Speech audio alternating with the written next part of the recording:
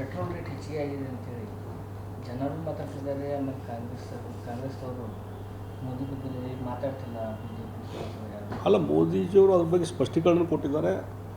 ಮತ್ತು ಇಡೀ ಜಗತ್ತಿನಲ್ಲಿರುವಂಥ ವಾತಾವರಣ ಇದು ಬರೀ ಭಾರತ ದೇಶಕ್ಕೆ, ವಿಶೇಷವಾಗಿ ಭಾರತ ದೇಶದಲ್ಲಿ ಮಾತ್ರ ಪೆಟ್ರೋಲ್ ಡೀಸೆಲ್ ದರವನ್ನು ಪ್ರೈಮ್ ಮಿನಿಸ್ಟರ್ ಏರಿಕೆ ಮಾಡಿದರೆ ಅದಕ್ಕೆ ನಾವು ಕಮಿಟ್ ಮಾಡ್ಬೋದು.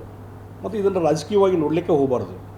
ಇವತ್ತು ಬೇರೆ ಬೇರೆ ದೇಶಗಳಲ್ಲಿ ಏನಾಗಿದೆ, ಇವತ್ತು ಪಾಕಿಸ್ತಾನದಲ್ಲಿ 300-400 ಲೀಟರ್ಗೆ ಇದೆ ಡೀಸೆಲ್ ಮತ್ತು ಪೆಟ್ರೋಲ್. ಬೇರೆ ದೇಶದಲ್ಲಿ ಏರಿಕೆ ಆಗಿದೆ. ಅಮೇರಿಕಾದಲ್ಲಿ ಸದ್ಯಕ್ಕೆ 50% ಏರಿಕೆ ಆಗಿದೆ ಇದ್ದದಕ್ಕಿಂತ ರೇಟ್ಗಿಂತ. ಹೀಗಾಗಿ ಕೇವಲ 3% ಮಾತ್ರ ಇಲ್ಲಿ ಏರಿಕೆ ಆಗಿದ್ದಂಥದ್ದು.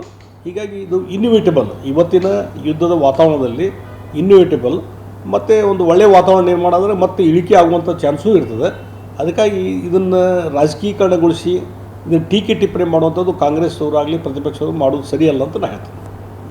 ಈಗ ಬೆಳಗಾವಿಯಲ್ಲಿ ಈ ಕೋಟಿಗೂ ಹೆಚ್ಚು ಠೇವಣಿದಾರಿ ವಂಚನೆ ಮಾಡಿದ್ರು ನಿರಳನವರಂತೆ ಅರೆಸ್ಟ್ ಆಗಿದ್ದಾರೆ.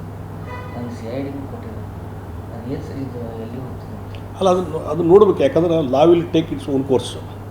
ಈಗ ಅವ್ರಿಗೆ ಸಿಕ್ಕಂಥ ಸಾಕ್ಷಿ ಮತ್ತೊಂದು ಮಾಹಿತಿ ಮೇಲೆ ಅವರು ಅದೆಲ್ಲ ಕೇಸ್ ಹಾಕುವಂಥದ್ದು ಎಲ್ಲ ಮಾಡಿದ್ದಾರೆ. ಮತ್ತು ಇವೆಲ್ಲ ಕೊನೆಗೆ ಕೋರ್ಟ್ನಲ್ಲಿ ನಿರ್ಧಾರ ಆಗಬೇಕಾಗ್ತದೆ.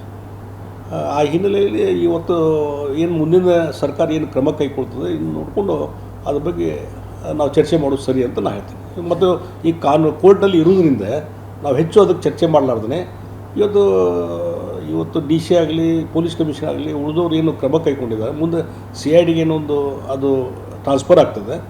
ಆದಮೇಲೆ ಅವ್ರೇನು ಸಾಕ್ಷಿಗಳನ್ನು ಕಲೆ ಹಾಕ್ತಾರೆ, ಸಾರ್ವಜನಿಕ ಅಭಿಪ್ರಾಯ ತೊಗೊತಾರೆ. ಅದ್ರ ಮೇಲೆ ಮುಂದೆ ಆತನ ಬಗ್ಗೆ ಒಂದು ನಿರ್ಧಾರಕ್ಕೆ ಬರಲಿಕ್ಕೆ ಸಾಧ್ಯ.